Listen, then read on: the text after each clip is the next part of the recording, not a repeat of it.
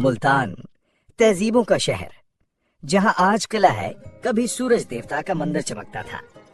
گلیاں، بازار اور عبادت گاہیں مٹی میں دفن ہو گئی، مگر تاریخ آج بھی اینٹوں سے چھانکتی ہے۔ یہاں سب کچھ بدلا پر ملتان ہمیشہ قائم رہا۔ جہاں آج ملتان کا قلعہ خاموشی سے کھڑا ہے، کبھی وہاں دریائے راوی کی ایک شاخ بہا کرتی تھی۔ پانی کے کنارے بسنے والا وہ شہر اب تاریخ کی تہوں میں چھپ چکا ہے، مگر قلعے کی دیواریں اب بھی وہ گواہیاں سنبھالے ہوئے ہیں۔ یہ جو قلعہ آپ دیکھ رہے ہیں، اس سے آج ہم ملتان کا قلعہ یا قلعہ کوہنا کہتے ہیں، لیکن صدیوں پہلے اس کا نام کٹوچ گڑھ تھا۔ کہا جاتا ہے کہ اس سے 800 سے 1000 قبل مسیح کے درمیان کٹوچ خاندان نے تعمیر کیا تھا۔ یہ قلعہ صرف اینٹوں اور پتھروں کا ڈھانچہ نہیں، یہ جنوبی ایشیا کی بہادری، دفاعی حکمت عملی اور شاندار فن تعمیر کی زندہ علامت ہے۔ سن 1320 سے 1324 عیسوی کے درمیان ملتان میں حضرت شاہ رکن عالم کا عظیم و شان مزار تعمیر کیا گیا تھا۔ اسے ابتدا میں تغلق بادشاہ غیاث الدین تغلق نے اپنی آخری آرام گاہ کے طور پر بنوایا تھا، مگر بعد میں یہ عظیم عمارت شاہ رکن عالم کے خاندان کو تحفے میں دے دی گئی تاکہ وہ اس مرد قلندر، اس ولی کامل کی آخری آرام گاہ بنے۔ یہ مزار آج بھی عقیدت، فن تعمیر اور تاریخ کا عظیم سنگم ہے۔ سن 1400 عیسوی میں ملتان قلعہ لنگا خاندان کے زیر حکومت تھا۔ سلطان قطب الدین لنگا اس دور کے فرمانروا تھے۔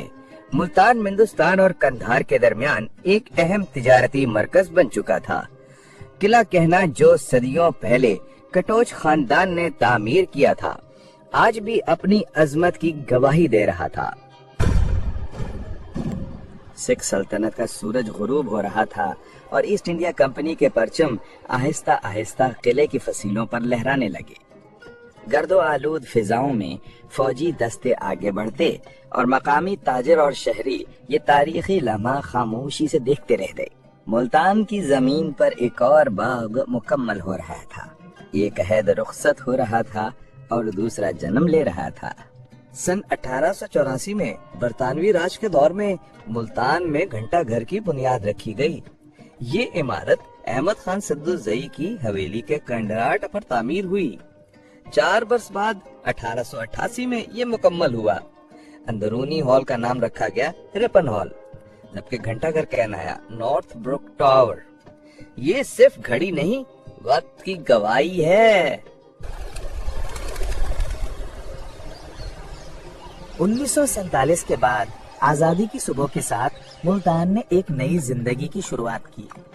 قلعہ کوہنا قاسم باغ، جو کبھی جنگوں اور حکمرانی کا مرکز تھا، اب عوام کی خوشیوں، میلوں اور ثقافتی تقریبات کا گواہ بن گیا۔